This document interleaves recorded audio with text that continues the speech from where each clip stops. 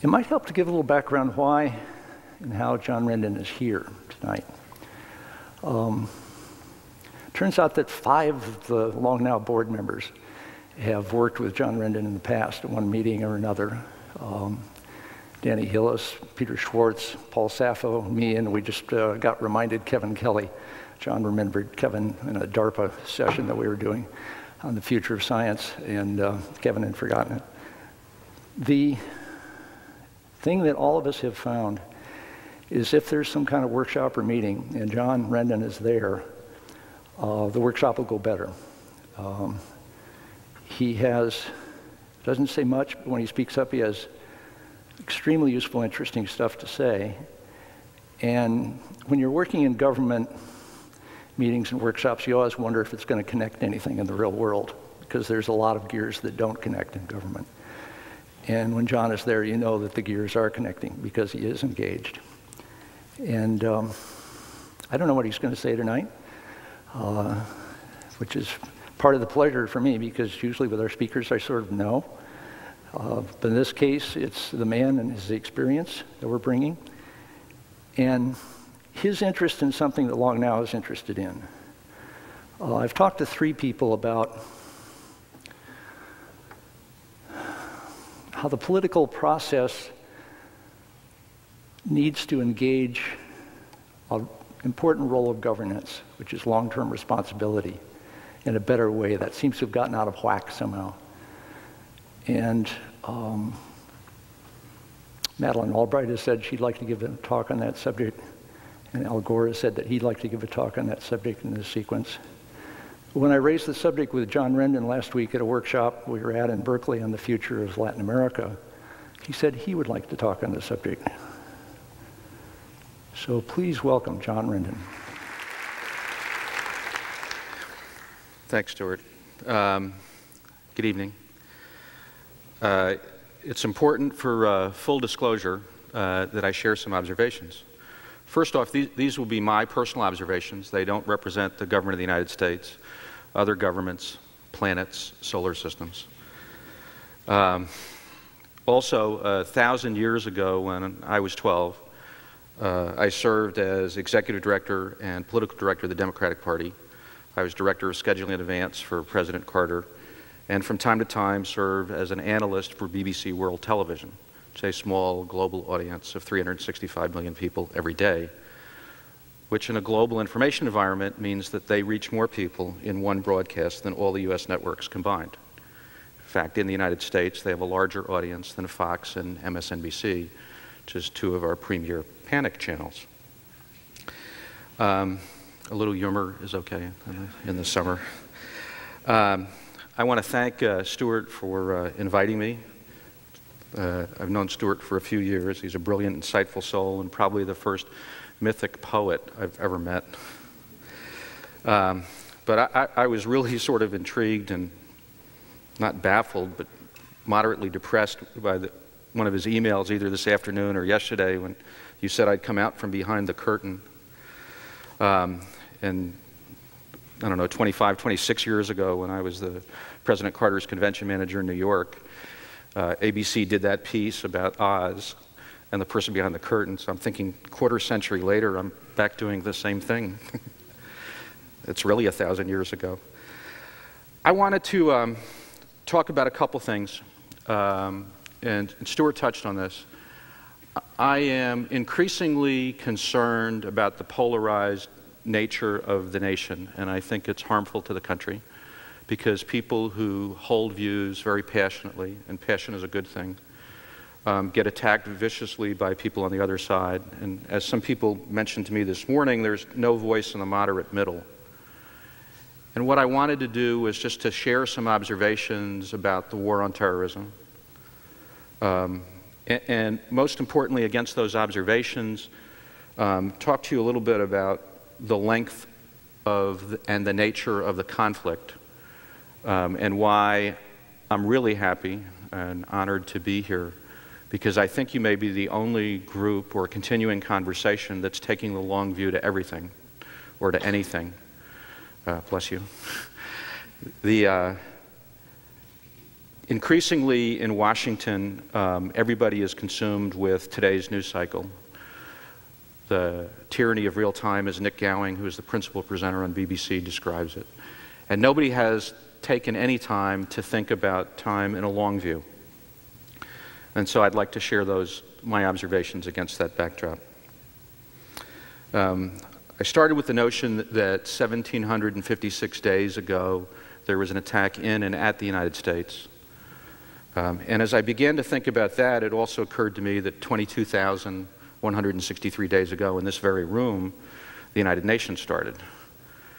And if we look back over that period of time and begin to think about things in a longer context, we begin to see things a little bit differently.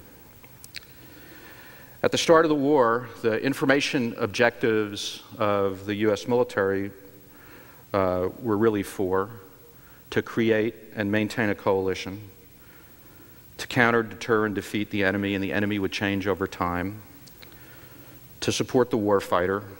If brave men and women are going to go in harm's way, they deserve support. 7 days a week, 365 days a year, not 9 to 5 Eastern Standard Time. To counter, deter, and degrade the enlistment of potential terrorists. So let me talk a little bit about each one of these in a little bit more detail.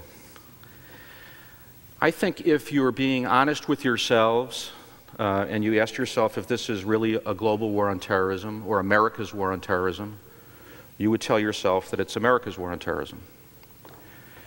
And yet, in open source reporting alone, since September 12, 2001, over 76 countries have conducted unilateral operations against terrorist targets or provided support to other countries that were doing that. And these are countries that were saying so on their own. Now, admittedly in that, some of it is round up the usual suspects, some of it is domestic political considerations, but there is enough that is going on in different places, and many countries are participating. So what does that mean? That means that probably one of the largest strategic conundrums of the war is that the difference between perception and reality is divergent. The perception is that it's America's war on terrorism, and there is enough comment that it's really a global coalition working in different places at different times. Coalitions are, as people in the government would say, a center of gravity. The relationship between the United States and other countries is vital. Against that backdrop, the U.S. government has a huge credibility deficit when it messages overseas, and has so for a number of years. We must find ways not just to engage the governments of other countries, but it's important and in our vital interest that we engage the people of other nations. Counter, deter, and defeat the enemy, and the enemy will change over time. We learned early on, because of the credibility deficit of the government, to talk about bin Laden and Mullah Omar meant we actually increased their value.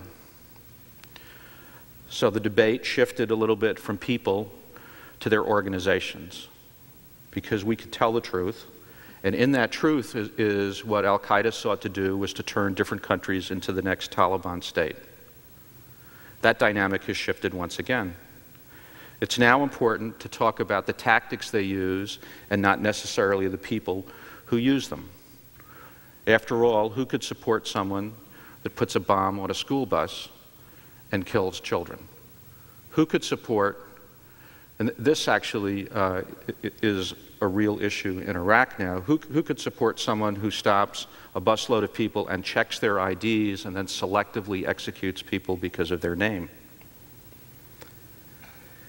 And then, as we begin to think about this, we need to think about the multiverse and not just the universe.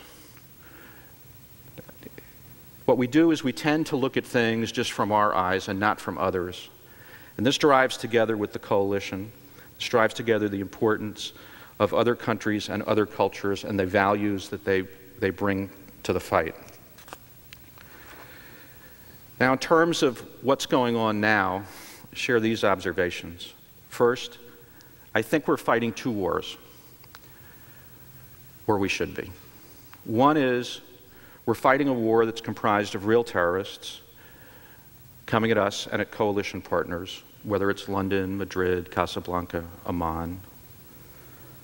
Names, faces, places, locations, some of which we know and some of which we don't. That war is being fought largely by the military and the intelligence community, and it's being fought tens of thousands of miles away from here, and sometimes close to the border, or even just inside the border with law enforcement agencies.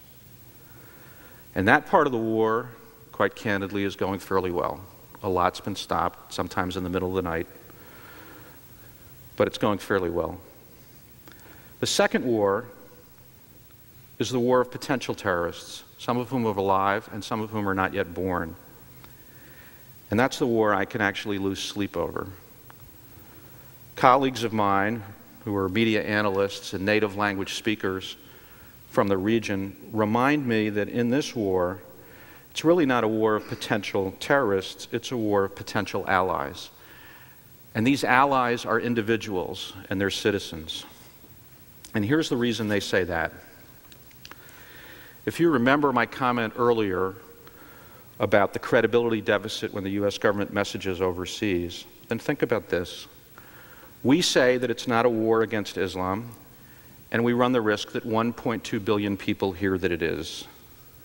If 1% of them are violent extreme actors bent on attacking and destroying the United States of America and coalition partners, that's 12 million people. If they come with support networks of 2 to 3%, that's 48 million people. Now, no government in the United States, regardless of political party or ideology, is going to authorize the construction of a combat operations plan that goes after 48 million people one by one. That means that if we don't think long and think long sooner rather than later, we will be in a situation where we will be fighting to fight and not necessarily fighting to win. So what does that mean? That means in reality, the threat comes not from the 12 million people, the 1%. The threat comes from the rest if we don't get them engaged in the nature of this conflict. What we need to do is to, I'll borrow from Tom Friedman on this, we need to turn the street into an active ally and away from being a passive observer. What we really need, and this is to think long again, is we need the parents in the countries to believe, because it is true, that the American people care more about their children and their children's children than the governments of the countries in which they live. If we don't start thinking about the people in these countries, we're going to miss an enormous opportunity. Against that, we have some choices and challenges. First, we remain a peacetime government while the military and others are at war. Second, we are an industrial age structure and an information age environment, and that hasn't changed. Third, we have tactical opportunities that produce strategic threats. This is the temporal conundrum problem. Right now, there are actions being conducted in a number of places that meet a requirement at a tactical or local level now that could very well create a strategic problem in the longer run. And then, I think the single biggest threat in the nature of the war is that the United States unplugs from the rest of the world and disconnects. I know after a recent debate in Congress, which was very vitriolic, I had the opportunity to call an old friend of mine, who was a former member of Congress, and I told him that I was afraid that the xenophobes were overrepresented in the Congress. And this guy with a good Southern drawl said, "Rendon, you just might be wrong. There are a lot of them here." So what does that mean about the nature of the conflict now? Early in the war, and I will go back now to December 2001 and all of 2002, we conducted a number of focus groups globally. We conducted them because we weren't sure if the war was going to break out, where else it was going to go. So we used marketing techniques focus groups, as I just mentioned, specifically with the point of trying to find out what people were saying, because we thought if the war was going to break out, it would manifest itself in the rhetoric of young people first. So we did gender-divided age splits on youth, 16 to 20, 21 to 25. So here are the top lines of that. Young Muslims said to us, "You look at us but do not see us. You talk to us but do not listen. You believe in democracy inside your borders but not outside. And you lead in creation and innovation but you do not share." And I look at that research probably once a quarter and I ask myself, how much has changed? And those views remain the same across different countries and across different regions. Ironically, to me, the first several of those points are virtually identical to research that we saw in the late 60s and early 70s. And in the early 70s, I worked on phase 2 desegregation in Boston. And this look at us but do not see us and talk to us but do not listen was virtually identical to what we were seeing across Boston and what we saw in the civil rights movement across the South. The second set of research that we took a look at really asked the question about the United States. Do you support the United States or not? Do you like the United States or not? The most interesting question of that was, what is the United States to you? And this is where degrees of separation became very important. If the respondent to these surveys had studied in the United States or worked in the United States or had an immediate family member that did so, their definition of the United States was the American people. And at that point, it was a high positive and a low negative. So you would think 80-something to teens. If they were 2 and 3 degrees of separation out from that respondent, they defined U.S. policy as American businesses in the global marketplace: McDonald's, Burger King, Nike, Reebok. And that was in the negative, probably low 50s, medium 40s. And if they were 4 and 5 degrees of separation out from that, their definition of the United States was the U.S. government. And that was a very high negative to a very low positive. In fact, it was inverted. If you thought about people who, respondents who defined the United States as the American people versus respondents who didn't know the American people and defined it as U.S. policy, those numbers were virtually identical, but inverted. So a recent poll that Pew did pointed out some very interesting numbers, that in a number of countries, popularity or support of the United States continues to decline over time, but there remains huge separation in numbers between a definition of the United States as the American people and a definition of the United States as U.S. policy. Therein lies a key in the long war. In reality, what the United States really needs is the strength and the credibility of the American people to increase the strength and the credibility of its government. So what about solutions? Talk a little bit about networking strategy. And I'm going to do this from the same 3 places that I just described in the early polling numbers. Talk a little bit about the government, a little bit about the private sector, and then a little bit about the American people.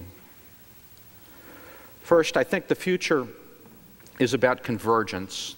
Those of you that are in technology would all see that, and a lot of the conversation is about platforms on convergence.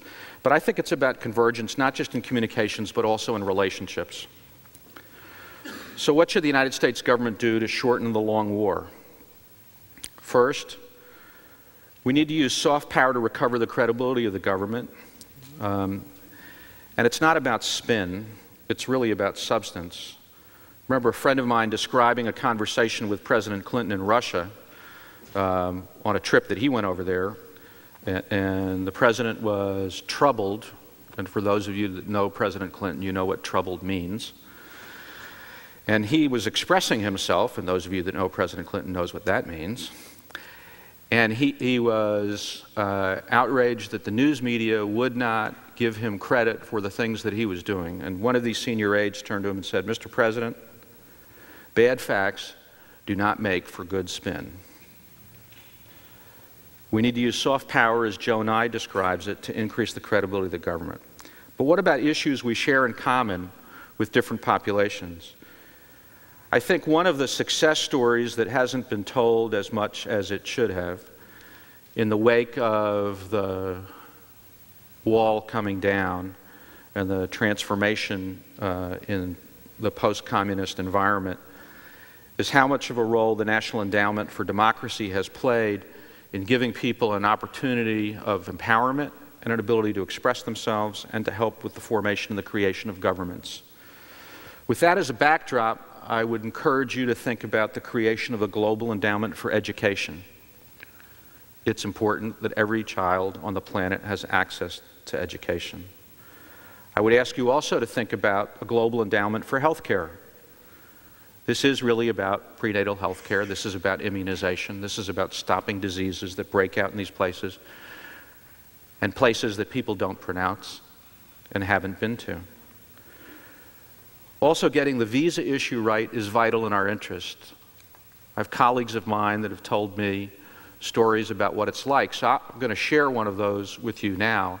In some of our embassies, people spend the equivalent of 1 month's salary for the privilege of scheduling an appointment to stand in line for 4 or 5 hours, regardless of the weather, to go in, and it's a crapshoot, and they bring their children with them to find out whether or not they can get a visa to come to the United States to visit. And invariably, depending upon how they're treated or what the process is like, some of these parents come out and they're actually crying from the experience they've just gone through. And that's hard enough if you think about somebody who wants to come to the United States just as a visitor. This isn't about a work permit. And this colleague of mine reminded me that it's not just about the parents, it's about the children of the parents who've just watched their parents be treated that way. And here, not far away, I mean in Silicon Valley, the whole emergence of the Silicon Valley phenomenon had a lot to do with people who came from other countries, who shared their insights, their observations, learned, and then worked and helped make it productive. Visas are vital. Connectivity is essential. Whether it's the $100 laptops at the Media Lab, we have to find ways to get people connected through technology, through experiences, shared commonality. All of that becomes essential. For those of you that are active in alumni programs with your respective universities or schools, alumni programs with international students are essential. The government also has to do, I think, a better job of engaging publics at home and abroad. Dialogue is helpful. Debate is essential. In fact, it's vital to our national interest. After all, how can we tell people that it's important to come up and have a democracy in a country if the debate here isn't permitted at home? Then also, I think universal service, which started under the Clinton administration, is also important to keep in mind. And this, I think a little bit about the Peace Corps, and I think about the experience in the tsunami, I think now is a year and a half, almost 2 years ago. I got one of the first alerts in an activity that we maintain about open source information about the earthquake. And then in conversation shortly thereafter by email with military commanders in the Pacific and at other commands about the fact that an 8.9 earthquake was going to have havoc, which was what the first news report was.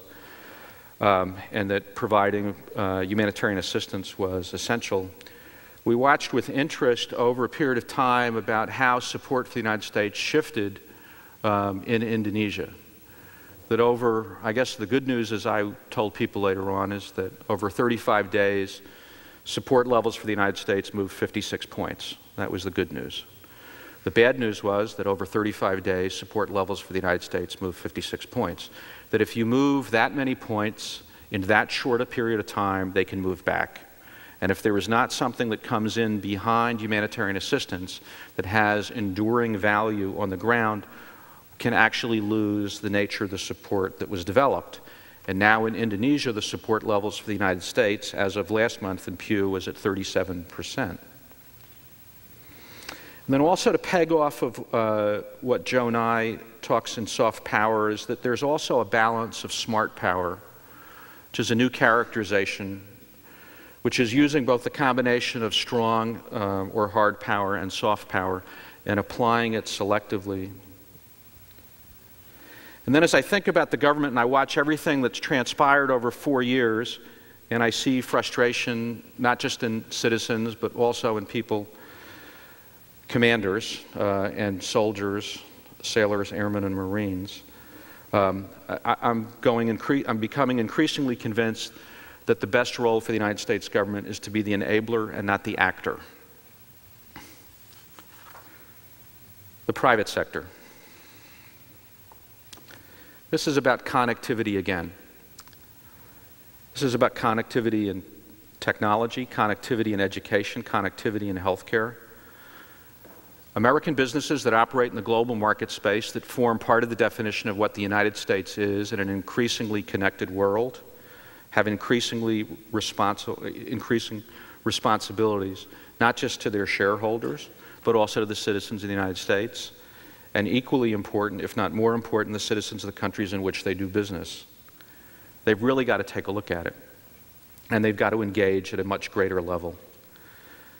About a week ago, I was in Germany for a meeting, and I was talking to somebody, and she had virtually perfect English, and I said to this person, well, where did you learn your English? And fully expected it to be an English program in her school, and she said when she was growing up and going to high school, Volkswagen, which was just coming into the United States at the time, so it gives you an age of the idea of the person, because we could actually talk about the Beetle.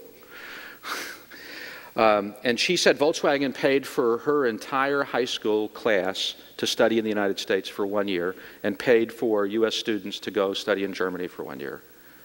And I thought that was a tremendous program. And then I wonder about U.S. businesses that are operating out there now, whether they would consider doing something similar or helping wire schools in places in which they work. And then finally, and most importantly, the American people. What can they do? Senator Kennedy's done a good job in the United States Senate of establishing the importance of building bridges. But bridges go both ways. They're two-way streets. And this ties back a little bit to the United States government and what it can do. But if you think about the world, and think about the world in a global context and the different countries and cultures, and I'm fortunate to work in 91 of them, the reality is that we have much to learn from each other. This isn't about bringing people over from other countries and asking them to learn how we do things so that they can do things better. We have to learn from them as well. And so in that, I can also think about the importance of education. And this is sort of my magic wand solution. I ask colleagues from time to time if they could do one thing, what is it that they would do that would make a difference? And my answer to that question, because I'm not immune, is that I would make the third year of high school in the United States mandatory overseas, and I don't care what direction the students go. If we lose touch with the rest of the world, then we'll see the rest of the world as a threat and not as an opportunity. And the diversity of this nation is what produces the strength and the character of the American people. Along with that, we can do a lot with healthcare. This is about building partnerships. I like the concept of the bridges that Senator Kennedy talked about. But healthcare in communities across America should be related to healthcare in communities across the Middle East, related to communities across Asia.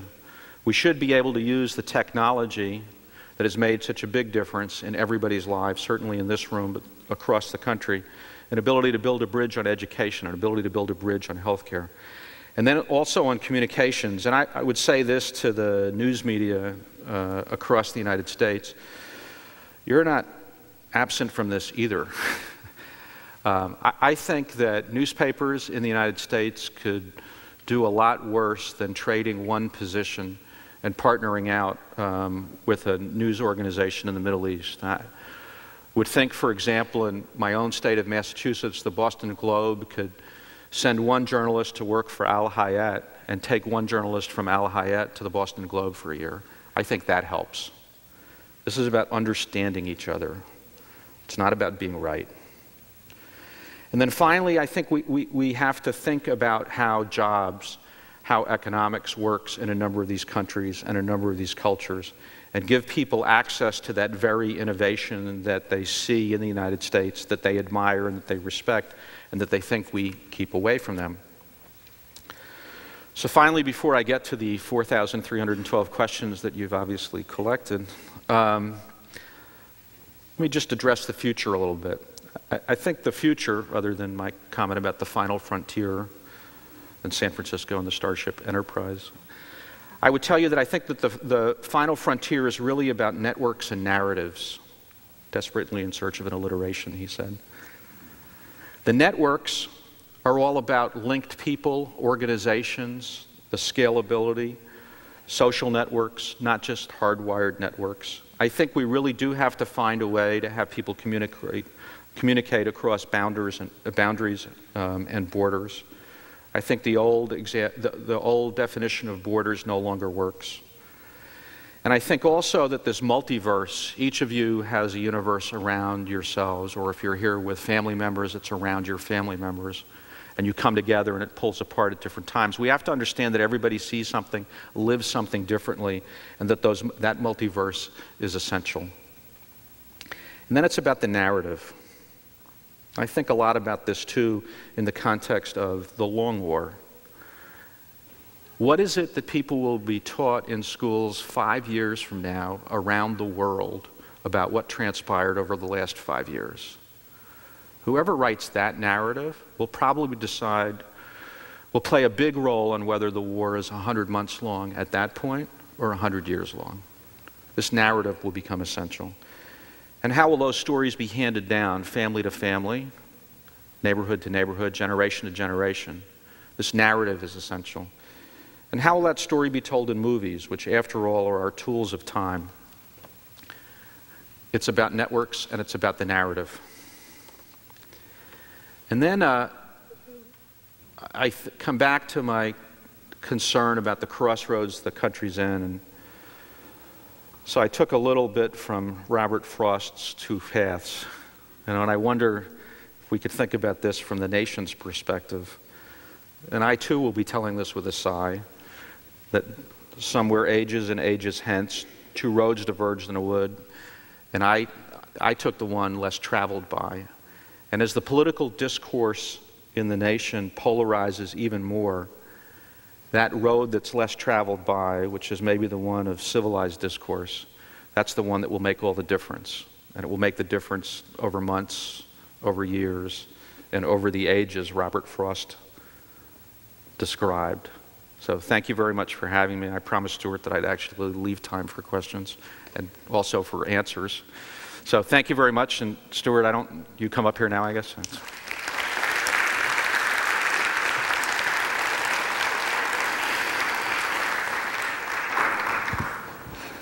You're fast, John. Thank you. That was one of the briefest, most succinct talks we've had here, which is great because it gives us lots of time to wade into questions. And Kevin is going to bring up some while I fake around up here. One thing we were talking about backstage was you mentioned that you don't read American media or view American media very much anymore. You want to say what that's about?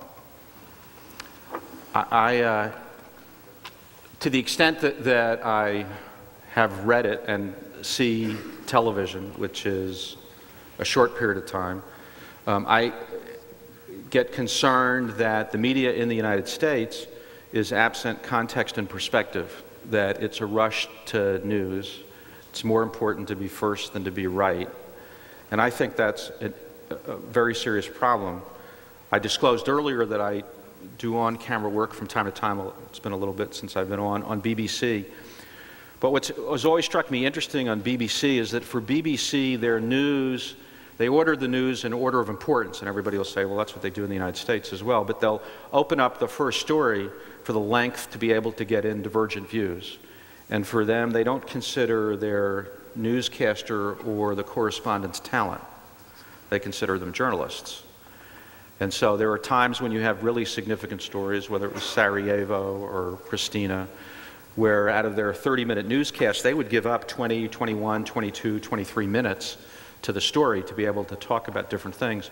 And on most US networks, you can't get beyond 2 minutes And some of these stories are so complex and have so much behind them that it's important to get more than 2 minutes of news. And so we don't do that. And you watch foreign media, it sounds like, professionally. Is that something that people on the internet can do close to as well as the Rendon Group does? Well, I mean, the business answer to that is no, but the reality is probably yes. I think, well, I plugged BBC, so enough with that. It would depend on the area that you're in. There are really different segments of time that become important. There is a real-time environment, which is the quick term. This is what's going on right now. And in the course of real time, in that space, we've been pioneers since the mid-'80s. In the course of a year, we'll be able to see things and actually beat CNN as a standard 2,500 times a year in terms of stories that we see globally that have the potential to break out of the box. That's a different kind of environment. That's much harder to do. The near real-time environment, which is an ability to get information that is nested, which for those, if there's anybody in the room from the news media or owns or operates the news media, is where I think it's going to go, is nested information, then that's what individual citizens can do, and I would encourage them to do that. The risk in the polarized nature of the nation goes to the discourse, which is almost like the Google zone video that was on the net, I don't know, 6, 7 years ago, I forget. Because people are only, my fear is that people will only go online to get news that reaffirms their belief sets. And what you really need to do is what one really needs to do is go online and see what's really out there, even if they're diametrically opposed, in order to find where the truth lies in this. Because it's really easy to feel good about yourself and your arguments, but it's harder to open up the aperture so you can see somebody else's point of view. This would strike me as a .org opportunity. Maybe it already exists and I haven't seen it. Something that would basically collect such a combination of sort of welcome and unwelcome stuff that you'd read it for the welcome stuff and then stay for the unwelcome stuff and broaden. A couple of questions that kind of go to where your talk started. One from, looks like Ricardo Imogon. Wave a hand if you want to indicate where you are. How do you tacitly explain still using the term war on terror without quotes? Do you believe the term still has relevance when even the White House is trying to retire the term out of embarrassment? Can you just repeat that? War on terror. You use it seriously as in the title. Is that still the best terminology? No. Great. What should we use? I don't know. I had this conversation with the Brits about 2 weeks ago. I think all 4 words should be in play, including pronouns.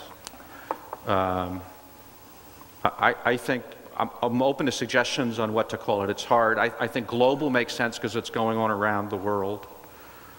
A war probably, while there is combat operations occurring on a daily basis, I'm not sure war is the right way because it doesn't give a sense of longevity. Thought about the word campaign because it's a long effort. I think everybody's against terrorism, but everybody defines terrorism differently, and the perpetrators of terrorism are defined differently depending upon the people with whom you speak. And that's where it gets to be complicated.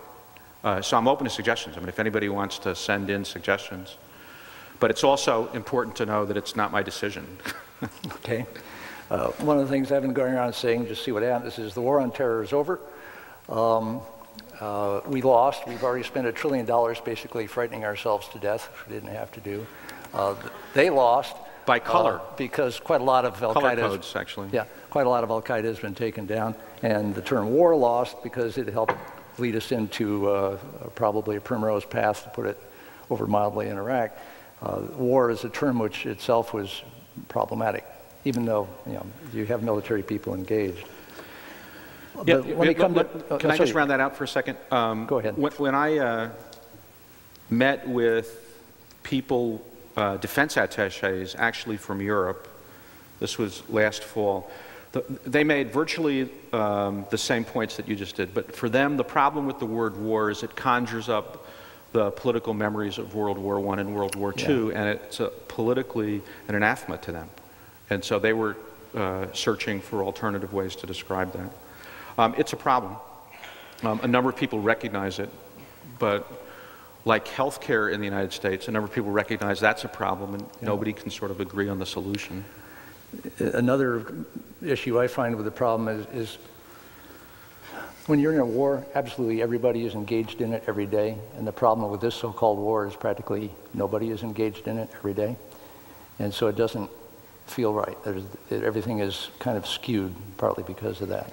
As we were saying backstage, the troops and their families know it's a war, but it's weird for them when they come back and they find a country that is not in the same war they are.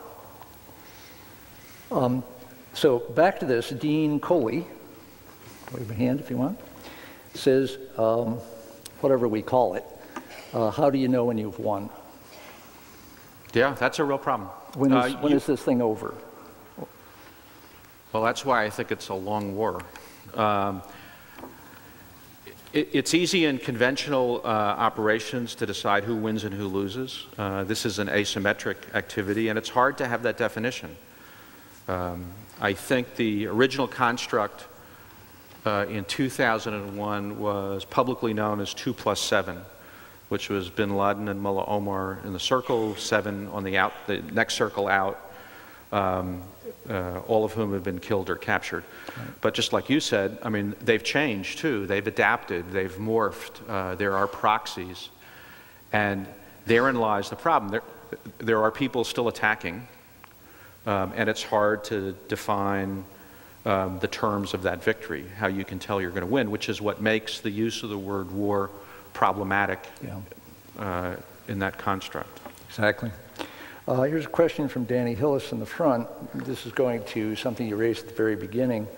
What do you think is the root cause of the polarization of politics that you described in your introduction? I don't know, actually, you and I talked about that also before. Yeah, I wanted to blame Newt Gingrich, and you said no. Yeah, no, I don't blame the former speaker. I'm sort of struck. I remembered it a little bit differently. I actually remember a speech President Carter gave in the 1980 general election where he expressed his concern that the debate in the United States was dividing black from white, rich from poor, Christian from Jew, and that would happen if Ronald Reagan got elected. So I don't know when it started. I know that as a political tactic, wearing a hat from probably 1,500 years ago when I worked elections in the United States, it became evident that in the mid-70s that there was a tactic or a strategy that was using tactics to depress turnout as a function of negative campaigning. And the emergence of negative campaigning had some unintended consequences or intended consequences, I don't know. But I think they've remained true today. That the consequences of negative campaigning is that the polarized elements of society feel stronger about who they are, and the people in the middle don't believe that the government represents them or the campaigns represent them, and so they choose not to participate, and they tune out. And that reduces participation, and that participation allows the polarized elements to succeed. And I think that's a threat to the country. Question here on,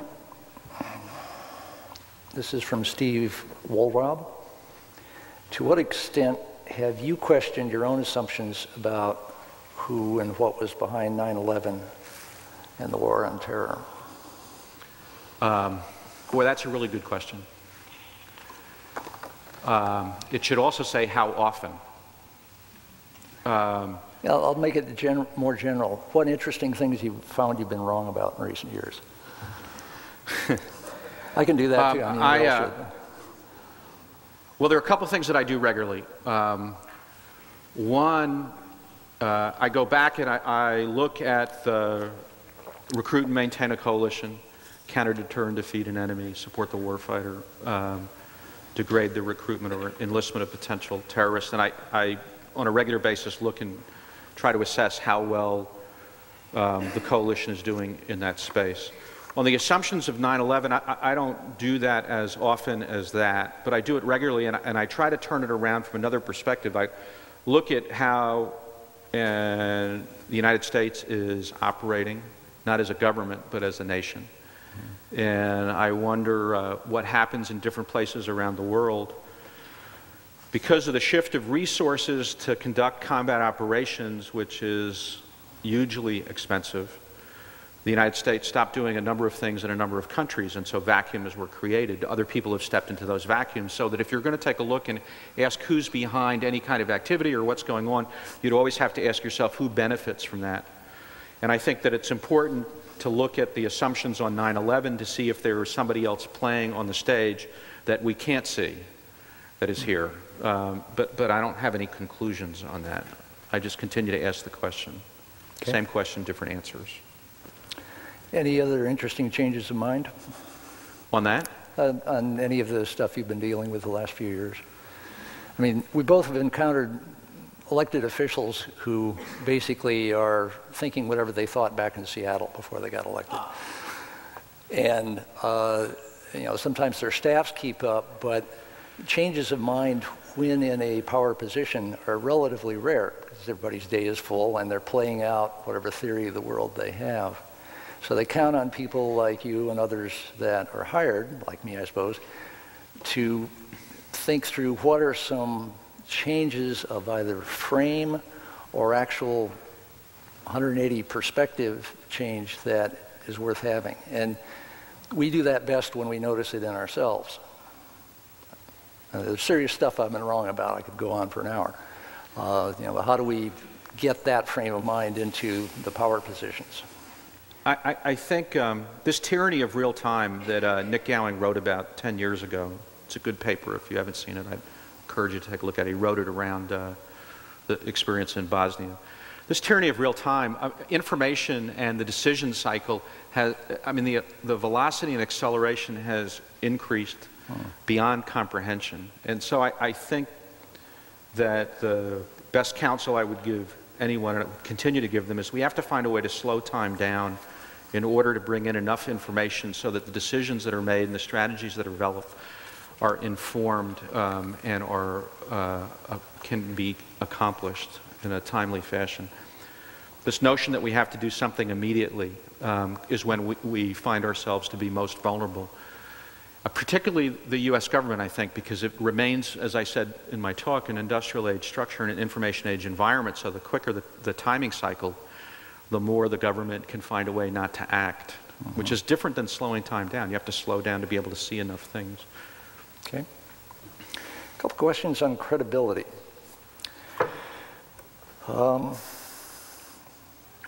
Jeff Yanker puts it cleanest, says, why do you think we have a credibility gap? Then Carol Bruyere, who's a congressional candidate, says the U.S. government has lost credibility in the world. Most people believe Bush Cheney to be criminals. Could the U.S. redeem itself in the eyes of the world by impeaching Bush Cheney and changing U.S.'s destructive global domination policy? And Joe Rutt, it looks like, says, wouldn't the best and most ethical way for the U.S. to overcome a credibility deficit to become more credible? In the context of that question, here's the stinger. Can you speak to your own company's perceived role in spreading disinformation?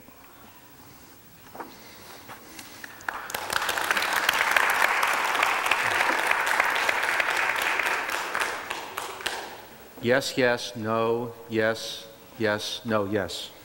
Next question. The challenge in credibility, and the reason I told the Clinton story from Russia is that you can't spin your way out of a bad fact situation. If credibility is important, then credibility is important because you're going to do what you're going to say, what you say, and great, thank you. People understand that. But the actions of a government, whether it's the United States government or other governments, has to be rooted in a moral authority. And that raises all sorts of different implications. The credibility issue that the United States government has had, and this is where context and perspective are important. and where the discourse really should take into account a little bit of history. While the credibility of the U.S. government continues to decline, it's important to realize that it's been declining for a while, not just through one administration. And that goes to the fact that the United States stakes out positions that are probably inconsistent with the populations or the street in a number of the countries. Therein lies that problem. With respect to the last question of the sequence, can I speak to the credibility of my organization? Yes, I mean, those that know us know that we strongly believe and have always believed in timely, truthful, and accurate information. Never said anything different, have always made that argument to policymakers who establish policy. We don't. We've made the argument to the public affairs community when they communicate, and we made the argument to the psychological operations community when they communicate. We make that argument to the information operations community when they communicate. But, you know, there will always be stories that will be out there about people, and some will be true and some won't. And that's just the nature of the digital age. Well, there's a question related to that. Of course. Jeremy Pepper for O'Dwyer's. O'Dwyer, is this an ad? No. No, actually, it's a public relations publication. Right. Brilliant. Thank you. Okay. You have been relatively quiet since the Rolling Stone article. This was James Bamford's article called "The Man Who Sold the War," and tend to be behind the scenes. Why speak now and why to this audience? And there's a thanks, which I think is thanks for being here. I've been relatively quiet. No, well, as I mentioned at the start of the talk, it's not been relatively quiet since James Bamford's piece. I think he's a brilliant author, by the way. I should just tell you that. But he doesn't always get everything right either. But I came here to have this conversation first because it's what I said at the start of the talk, the only organization, only group, or continuing conversation that's taking the long view at everything, or at anything, as I said in the beginning. And I think that's important. If we're going to truly understand the nature of the conflict in which the country finds itself, then we have to start taking longer and longer views of time and of history, of opportunities and of threats. And if my presence can produce a little bit of debate, dialogue, or discourse on that subject, then it's a helpful and useful amount of time. Got a couple specific follow-up questions, two from David Martinez. One I'm going to pass on from a fellow who wrote me, Mr. Chatterjee. Martinez question, what was your role in setting up the Iraqi National Congress? What do you now think of Ahmed Chalabi and Judith Miller? Two, what was Paul Moran's role in helping the U.S. military and or the CIA? And Mr. Chatterjee's question is, were you involved in Jessica Lynch or Saddam statue toppling events?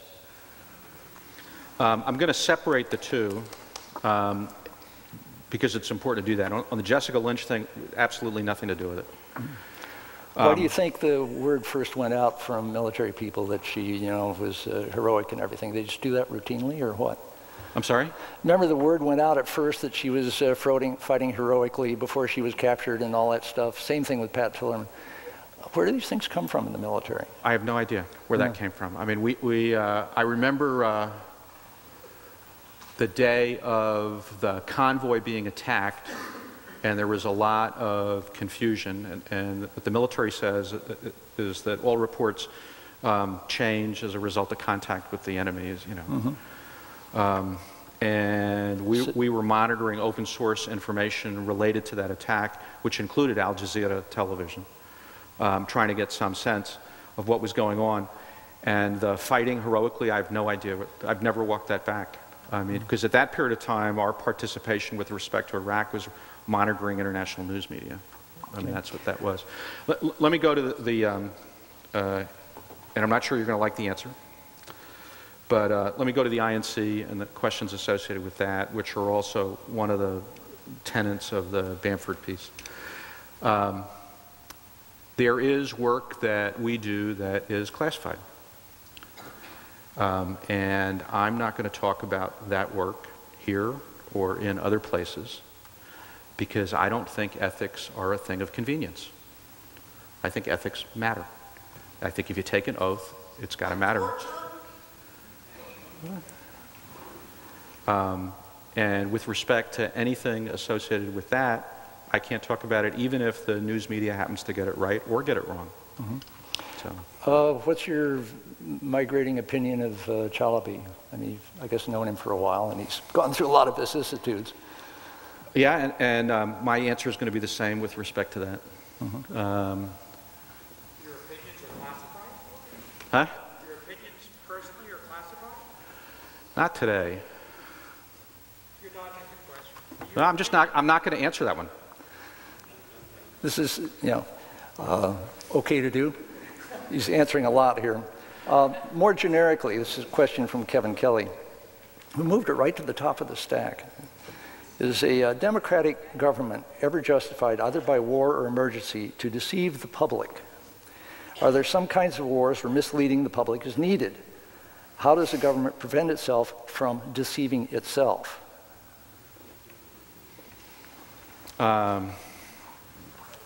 That's a really good question.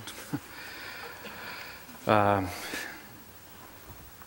think the more we get into a connected world, the more we get into a global information environment, the harder it gets for any kind of deception to get traction. That what you have is a lot of people operating, we almost have a ubiquitous, transparent environment. And so it would be hard to get away with something like that. Should a government be able to deceive its population? It depends on the stake, actually. Not many people are going to like the answer. But you had the question that they always come back to, which I think Anthony Cave Brown's description in World War II of having broken the codes that the Nazis were using, they allowed the Germans to bomb, I think it was Coventry, if I remember correctly, and not stop it for fear of losing the capability. The Brits will even tell you today that their most successful deception operation in World War II dealt with shifting Nazi military assets off of Cyprus and away from a pending attack in Europe. And I think that was the body of the man that never existed, or whatever that was. The problem without having this is why one really does need competing intelligence sources, and that's to create enough flow of information where one can get a better sense of everything that's going on. The risk is if the government becomes self-reinforcing, where it only wants to see its view and doesn't want to allow disparate views in. It's important to have the disparate views in, even if you don't agree with them. How do you break that cycle when it's happening? Because you must have seen it happen. I've seen it happening. Well, you raise your hand and you say, I think you're wrong. At some point somebody and stops then you're not inviting you invited to the next meeting. So how does that work? I don't know. There's a lot of frustration in the government, not just with the government, about this. People who've worked in the government for years can be frustrated about the absence of an ability to have that kind of exchange.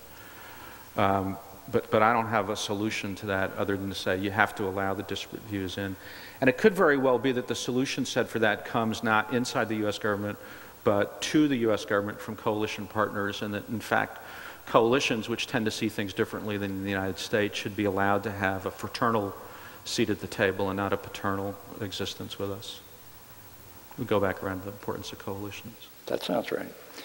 Well, let me go a little deeper on that one, because I was sort of introduced to this subject by my old mentor, Gregory Bateson, who was an anthropologist who had a role in World War II with his wife, Margaret Mead. As he said, first thing you do in a war is line up all the liberals and point them at the enemy.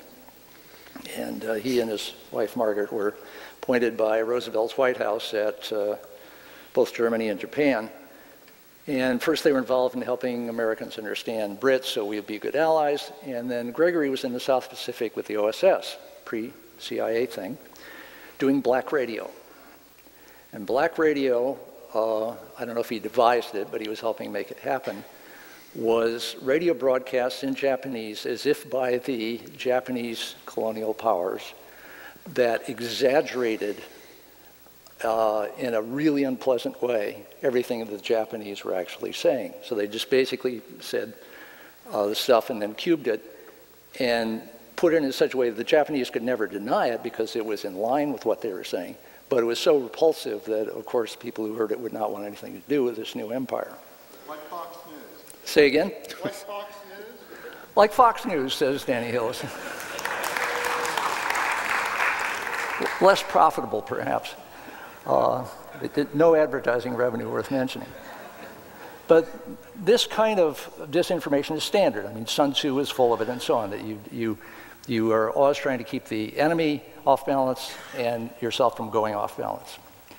But in the long war that you just described, where credibility is of the essence, and you can't always sort out who's going to be a terrorist from who's going to be an ally.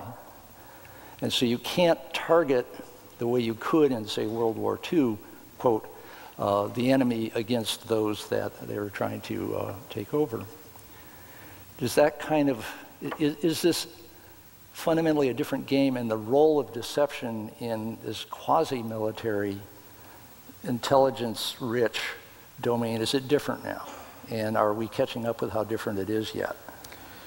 You know, I was thinking about the radio, but then also thinking about ubiquitous transparency. I think if anybody stood up a black radio operator, and that's the characterization for those that don't know, it's black, gray, and white. But if anybody stood that kind of activity up now, I think enough people would point out that it didn't make any sense where it came from, and it would probably take about 72 hours before it would no longer have any credibility. So I don't think that can happen anymore. I think there are probably fundamentally different tools that are needed in the nature of that. We were talking a little bit about Lebanon backstage, which is the breaking news right now. What's your perception on the gravity of that? Well, sort of been out of touch most of the day. My guess is, it'll be interesting to see if this is in news reports, there are probably about 15 or 20,000 American citizens in Lebanon, and my instinct is that there's probably a plan, or somebody should be planning now for evacuation or at least protection of American citizens. Is that right? When did it get there? In March? No. Okay, all right. So yeah. Okay. The USS Iowa is there, and they're conducting evacuation operations now of U.S. citizens, American citizens. Yes. Okay, right.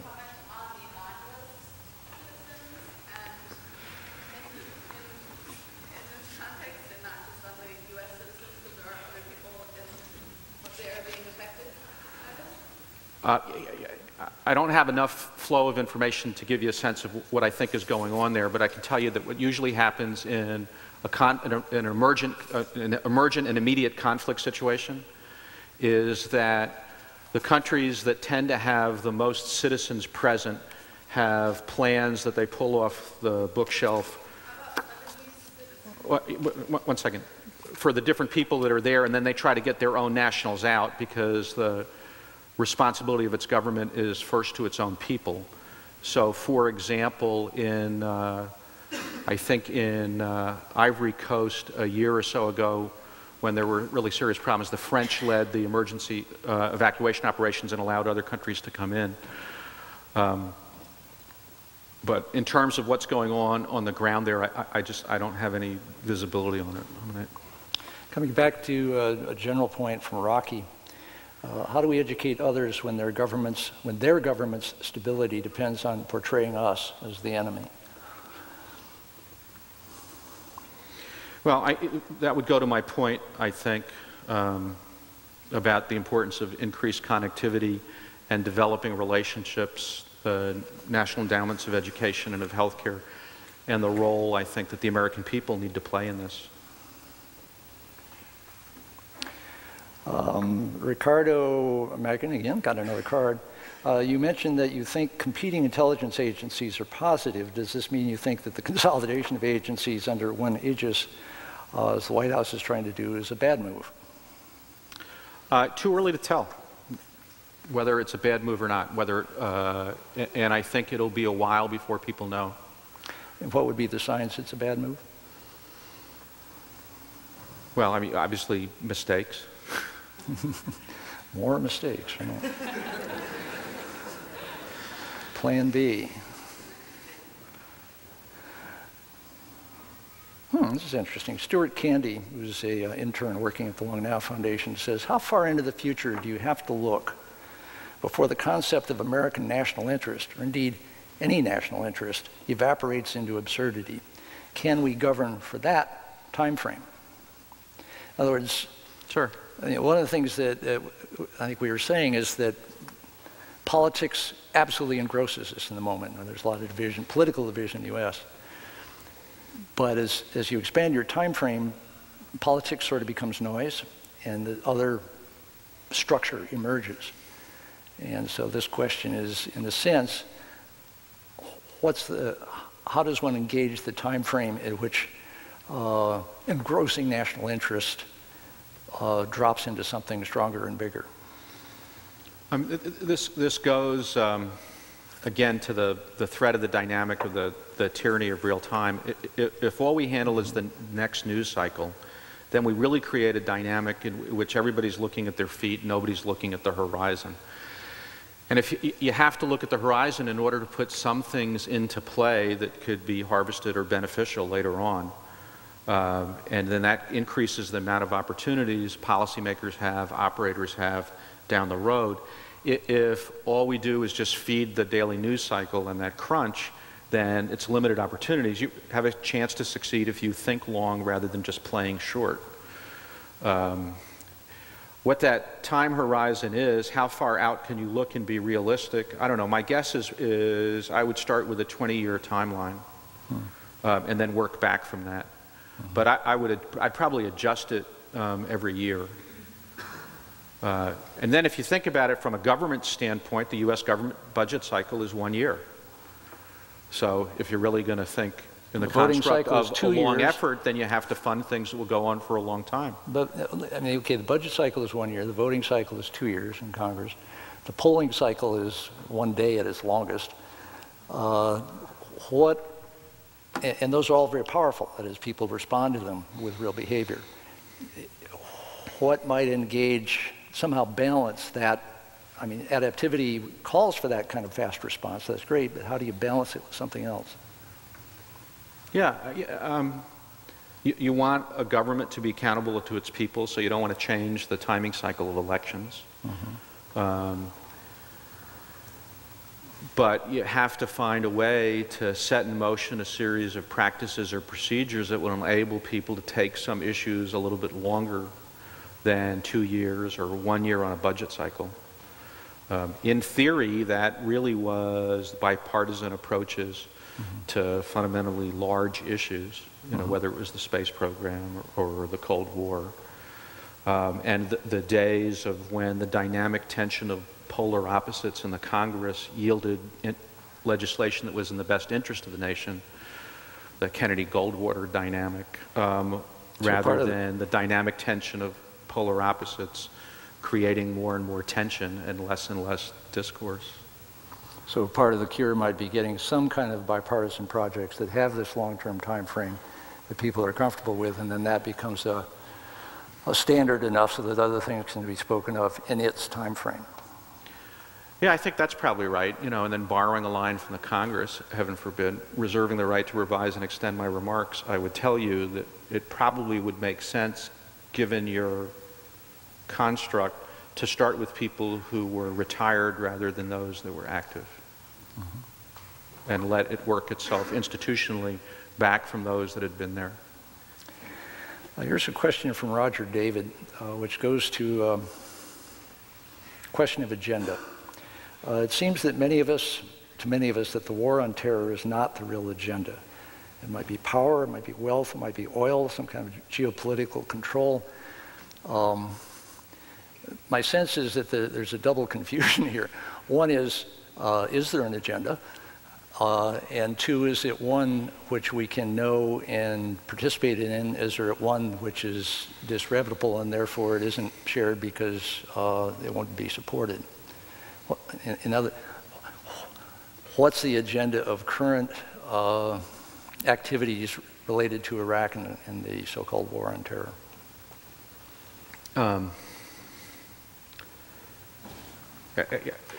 I'm not sure where to go with that question. The reality is that soldiers are fighting and dying over there, as they are in Afghanistan and in other places. Yeah. As for any agenda, I mean, from the commanders or the troops' standpoint, you know, theirs are to achieve their mission. Right. They don't see agendas, you know. They see their missions day in and day out.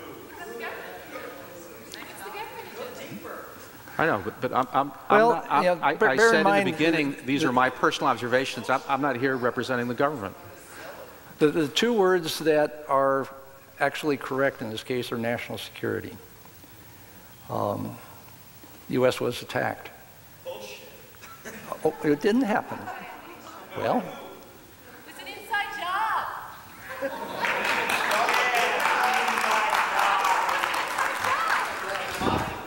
You heard it here, John. It's a war of terrorism against us in the world.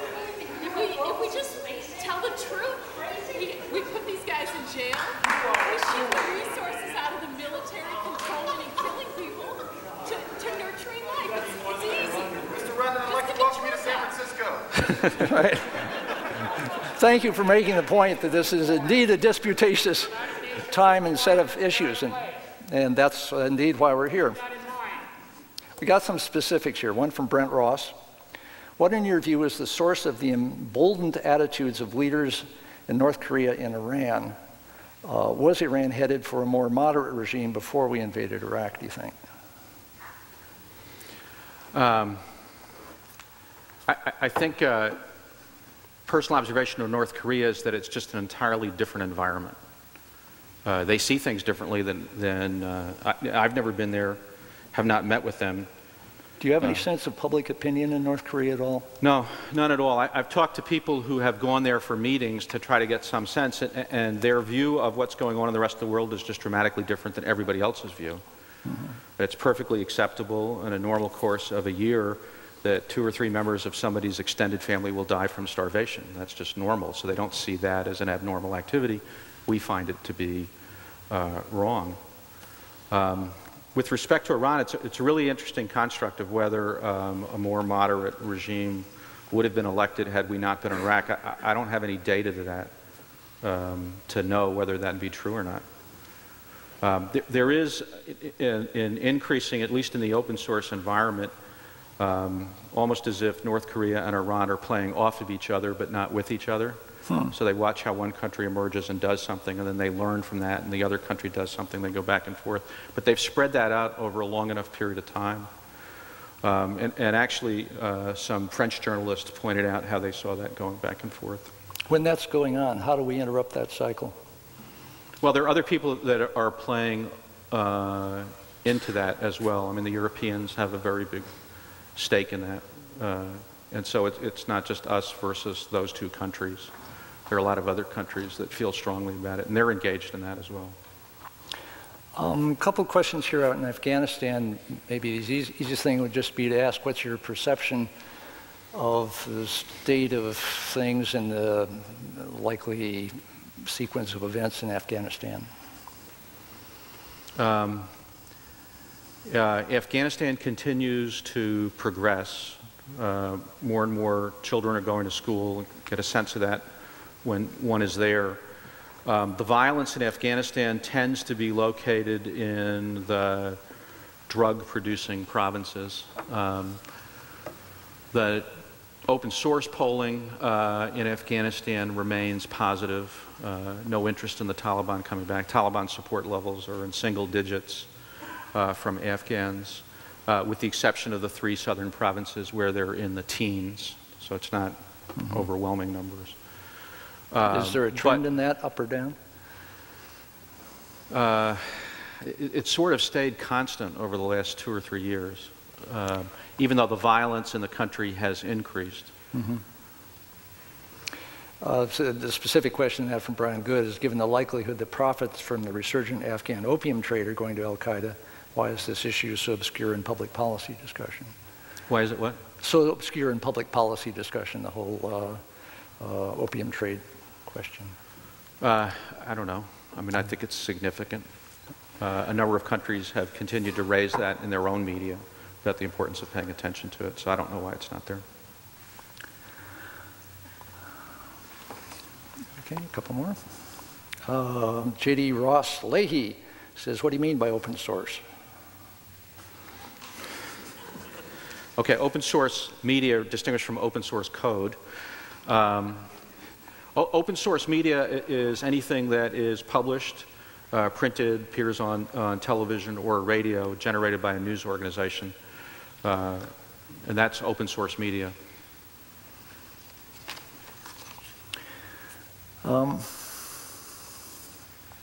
From Sam, why is it that military recruitment in the U.S. has declined, whereas recruitment of insurgents in Iraq has increased?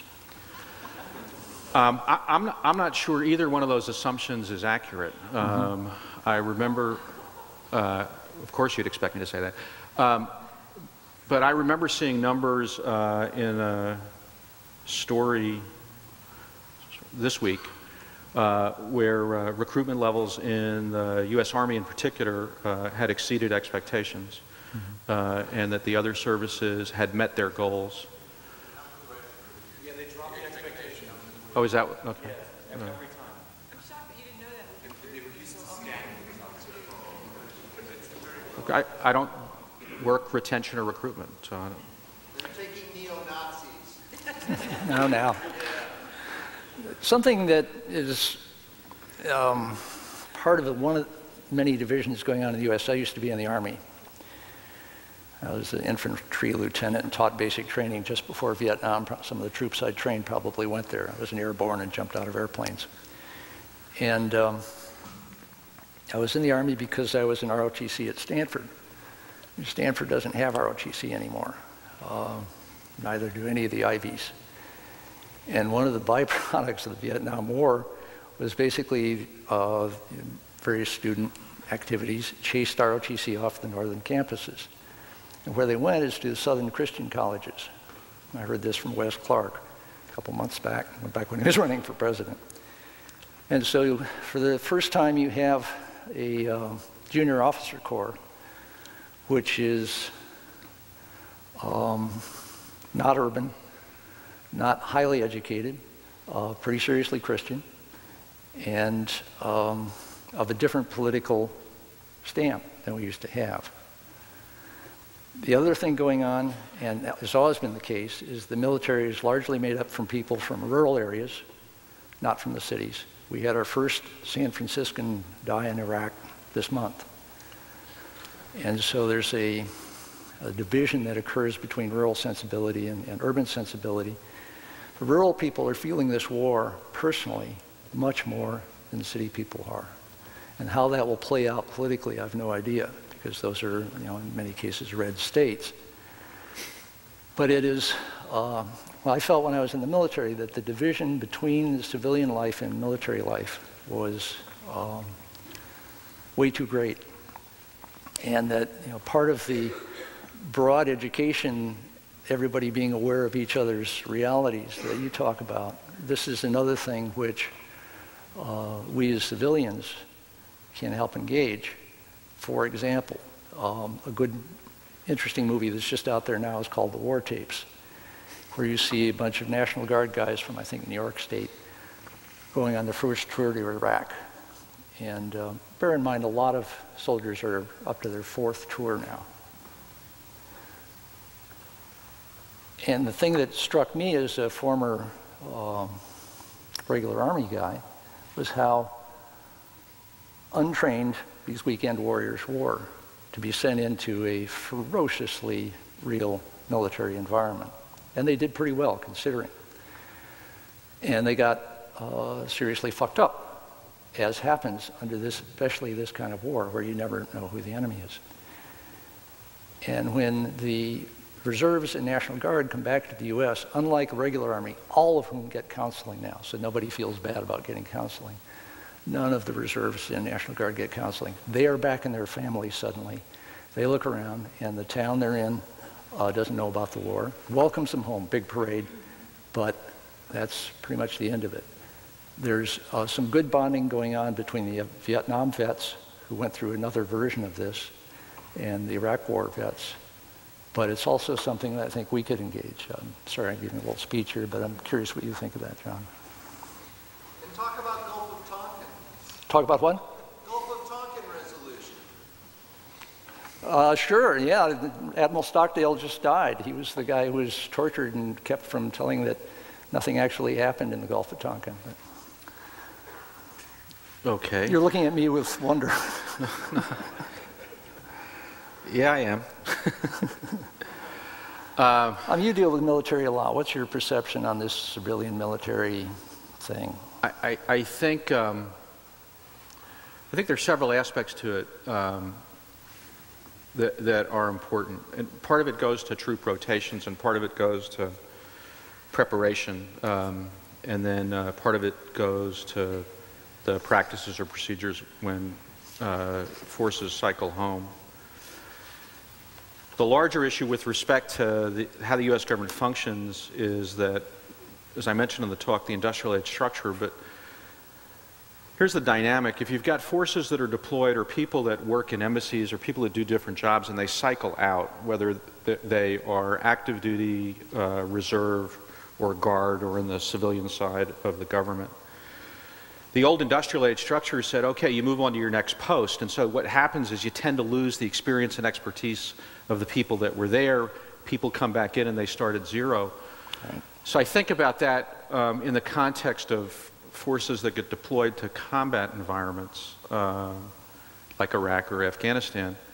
And someplace in Baghdad, probably right now, which is, I don't know, sometime in the morning, I guess, time-wise, there's a patrol on a street, and somebody will start yelling at the patrol or something, and then the question is, what is the young lieutenant leading that patrol going to do?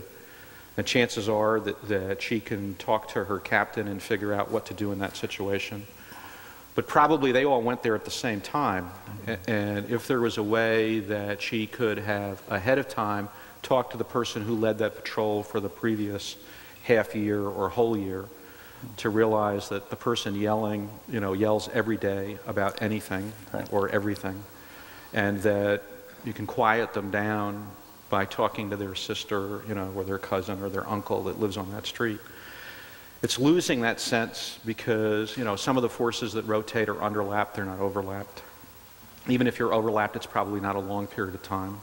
Mm-hmm. But then the same thing is true in the embassies. It's as if we haven't made any functional changes to accommodate the nature of this. The government continues to do business as usual.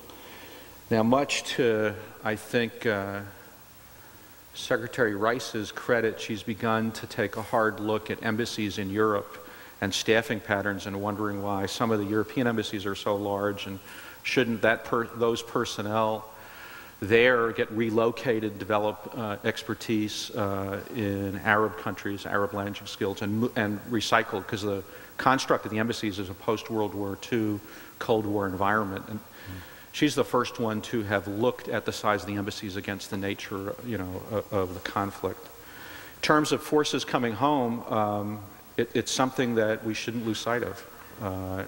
And they need to be treated correctly, and they shouldn't be left alone. And there shouldn't be a difference between active duty and guard and reserve.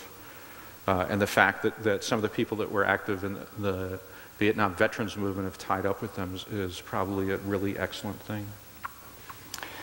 General question, and we can finish with from Phil Bush. In the long, long sense, does your belief of the nature of man include the possibility of world peace? Yeah, I actually do. I'm an optimist in that sense, despite the fact that nobody here tonight will believe that. I do think that there is a possibility to probably see an end to the conflict as we know it today, although the earlier question about how do you define victory looms large in that construct. If we don't start thinking long, maybe this is a good way to end, if we don't start thinking long and we keep fighting in these shorter and shorter timing cycles, the war doesn't end. If we do think long and put some of these things into practice, and I'm sure that people in the audience here in this room and then probably online have a number of ideas what can be done and the role American people can play in it. If we start putting some of those ideas into motion and we really do start playing long at the same time we're playing short, thinking long and acting long, it's probably possible to halve the length of the conflict every year we play long. And that would probably mean, since I've been telling people that I see it over 100 years now, that probably at the end of 7 or 8 years you'd have a dramatically different conflict. But that requires people in this room, your audience around the country, to participate in it and not just observe it. So thank you for having me. Thank you for coming. Okay.